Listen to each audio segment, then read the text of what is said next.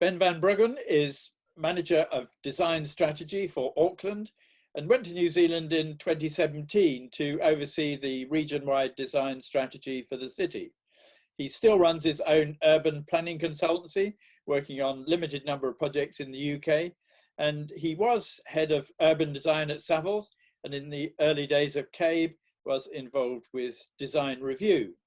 Now, as Robert Jenrick, Secretary of State at the Ministry of Housing, Communities and Local Government, is about to publish his plans for a radical shake-up of the planning system, which seems likely to include proposals for a binary, zone-led system, I thought it'd be interesting to hear Ben's comments on how planning worked in New Zealand. So Ben, how does it work? Well, tēnā koe, Peter, and no mai haere mai. Welcome to Tamaki Makaurau, which is the Maori name for Auckland, and it means the place desired by many, is a rough translation, largely due to the natural beauty of the place. And the natural beauty of Auckland and New Zealand is certainly not matched by most of its architecture and most of its planning. Here, they've had a zonal system for a long time, and the most recent sort of legislation is actually going through some changes at the moment. So it's quite an interesting time here. There's something called the Resource Management Act, which was enacted in the early 90s, in 91, and then sort of followed the sort of Brundtland report thinking around sustainable development. And so it's very much an Environmental Protection Act, and it saw things as either, you know, rural or urban. And it was very much designed around mitigating effects of development on the environment. And so that what it led to was a system whereby if you were having less than minor effects, then your development was permitted, and there wasn't anything that a local authority could do about it. And so there wasn't really a history of the district plans and the local plans, so they all had to be done. But yeah, we have a system whereby zones are set out, and they're single housing zones or mixed use urban zones. And then there's a series of rules that sit within that to let you understand what you can and can't do. Now, it's slightly complicated in that there is no single definition of what each of the zones is. So each district will have a slightly different version of it. And so whereas in perhaps the UK, you could say, well, under planning law, these are the things that you're permitted to do, or these are the things that you would need consent for. Here, each one is different. So planning in one part of New Zealand can be different in terms of the zonal in other parts, which leads to a very complex system. And ultimately, you know, the proof is the pudding is in the eating. And generally, development here is not of high quality. It does tend to err on the cheaper side of things.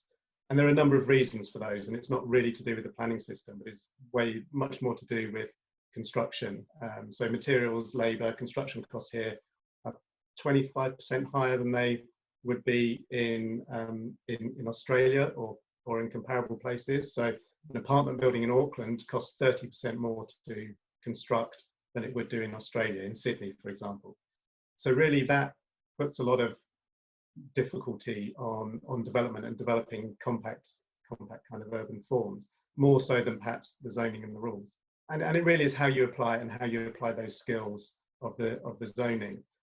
We recently in Auckland went through a process of what's called upzoning. So basically allowing much more development, many more sites. In fact, a huge supply of potential residential land has been introduced, but it's not about supply and demand because they're all on the periphery without any infrastructure. And we worked out that if land is zoned for residential use from, say, farm land use, it's up to, there are some developer contributions, but it's mainly up to the local government to put in the services. And so every house that's developed on the periphery of Auckland costs Auckland about $140,000, which is £70,000 just in infrastructure without doctors, schools, and all those kind of things. So it's unaffordable to have that kind of sprawl. So we're trying to figure out ways of having more compact urban forms. And the zoning hasn't really, there's a lot of legal wrangling. So it comes down to a fact base. So that's that kind of binary, I guess you either can or you can't. And so it's very important for your zone to get the right zone. And you will find down some streets, there are different zones for different plots. So the zone doesn't cover a block, it can cover an individual plot. So you get a single house zone and then an apartment zone and then a single house zone and an apartment zone. So, and those are simply because people have paid the lawyers to fight their case for them. So it does depend on how you apply it and the skills of using it. Today, what was meant to sit underneath this resource management was a series of, I suppose, planning policies or planning statements that would go with that resource. It never really quite happened. And so this government is starting to pick up on those. So today we had one released that says, actually, there are no minimum car parking standards. So a lot of places have zoned minimum car parking standards. So a single residential house may need to have 2 or even 4 car parking spaces. Retail would need to have so many car parking spaces. So the land use is just getting further and further apart and segregated on those things. So that's quite a big deal for somewhere like Auckland, where you've tried to do flatted development, but there's been a rule that says you have to have a number of car parking spaces per development. So it's really made apartment buildings unviable on that basis. So there are generally very few of those, and most of the development gets subdivided and then becomes terraced housing. But the change we've seen 15,000, if you like, consents, nearly all consents, because the cost of consent goes forward for building. So there's a lot of potential development that is there.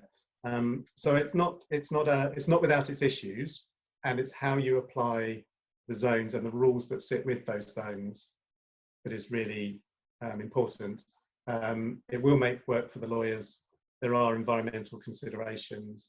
You also need a strong building code, which hasn't happened here. It's been very much loose and in that sense similar to sort of permitted development rights in some cases. A small light well that provides reflective surfaces that gives natural light into a room is a tick in the box for the building control, even if it doesn't provide good quality. So there's a number of measures there, but I think, the main question is, what are you trying to achieve by changing this system? Because it's the outcomes that are wanted, and therefore the system needs to fit those, rather than constantly tinkering around with different measures or different controls for planning. So you were talking about how do you create compact urban forms, but as a result of COVID-19, clearly there is now a worldwide discussion about what happens to people now checking out the estate agents to see where they can move out of busy, denser cities. So what do you see as the potential impact on the shape of Auckland as a result of COVID-19, despite the fact that you've had might say, a very good pandemic in New Zealand? So what we've seen is the places that have the higher density have not had the higher cases of COVID or the higher cases of deaths.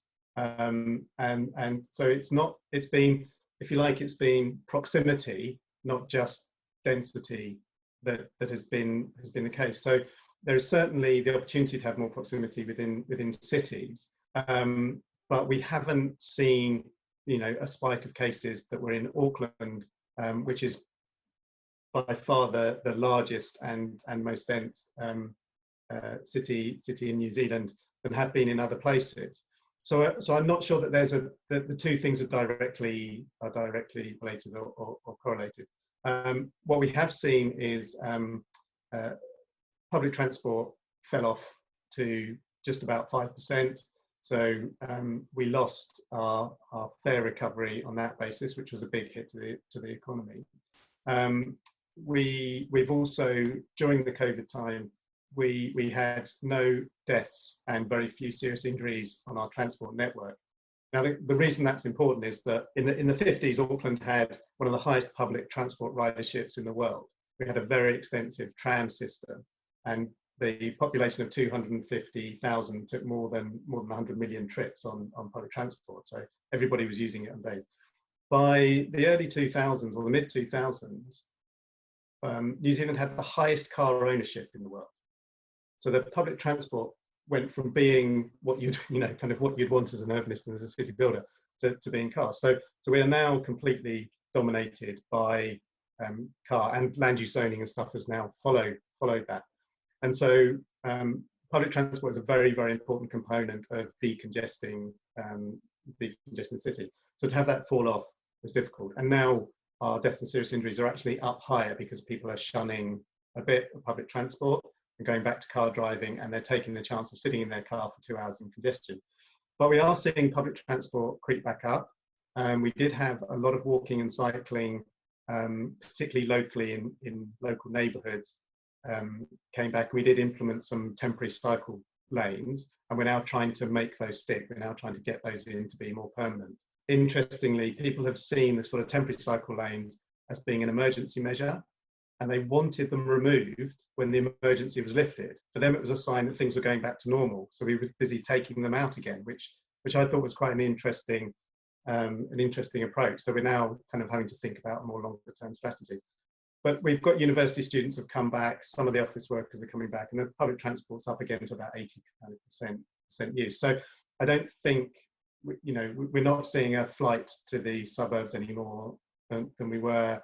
We are seeing people are still keen to live in compact and denser forms, and they are keen to walk and cycle to their local shops. So it's actually probably helping drive more of that compact living because of proximity to retail and services where you can walk and cycle to them, rather than driving it further away.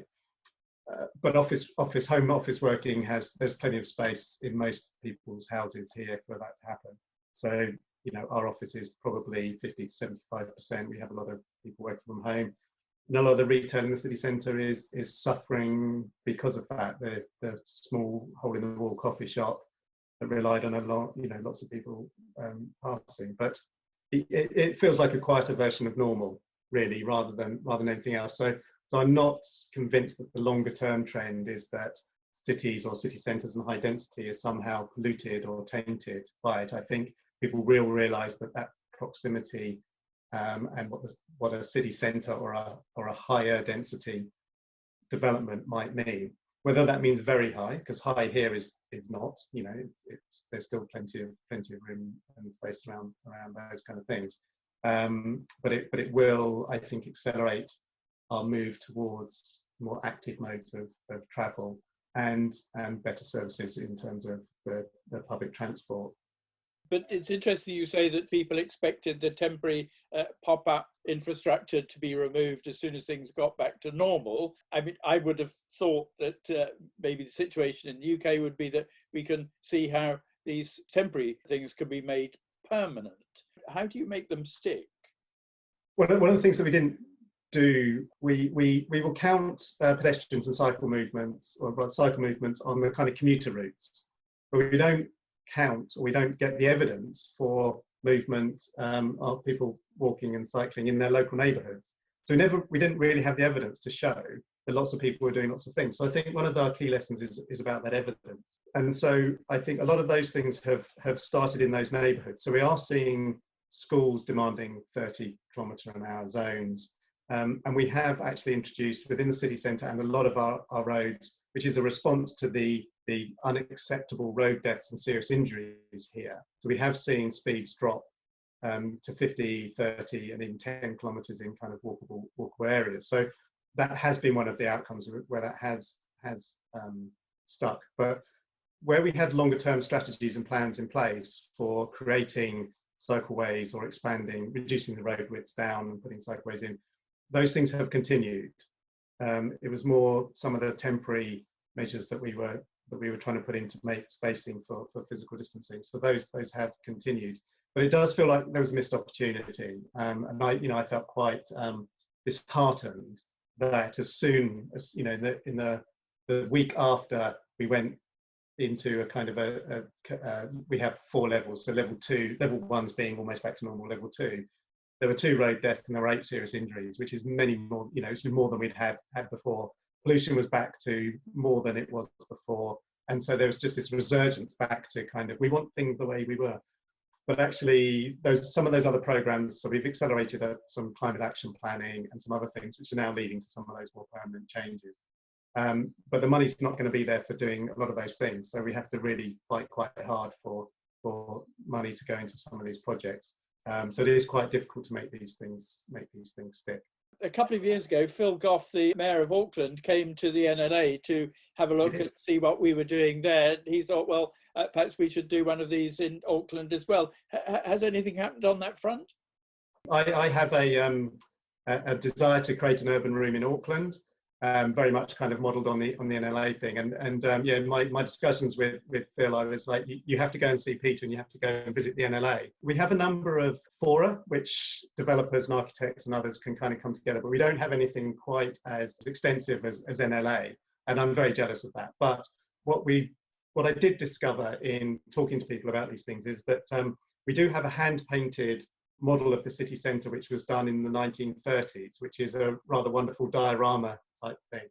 And then we also have a model that was built in the 70s with removable pieces. And the idea was that architects would bring their creations and put them into the model, and then that's how we get the debate. So I've discovered this 1970s model in the garage of somebody who used to work in the planning department, and she's desperate to get rid of it. So I'm sort of, there were some programs in train, and we are sort of trying a bit of that. But one of the programs is to actually create a physical space in which we can have some of these debates and discussions. So it's not quite gone as far as I'd wanted. And actually, there's things around data collection, which we have no ordnance survey here. So there's no one point of truth for what exists. So you have to go. So one of the things I found when I came here was, can I have the 3D model of the city, please, so I can work on something? Go, yeah, we don't have one. It's like, oh, okay, we have to go and get one then. So yeah, so we're kind of looking at all of those things and exploring how we can make better decisions based on all of that. So the mayor is still the mayor, and it's probably going to be quite tricky to achieve, if I'm honest, in the current situation. But we'll see. It's still in mind. Very good. Well, good luck with that. So, Ben van Bruggen, thank you very much for your comments and your insights into how things are happening in New Zealand. Kia ora, ngā mihi.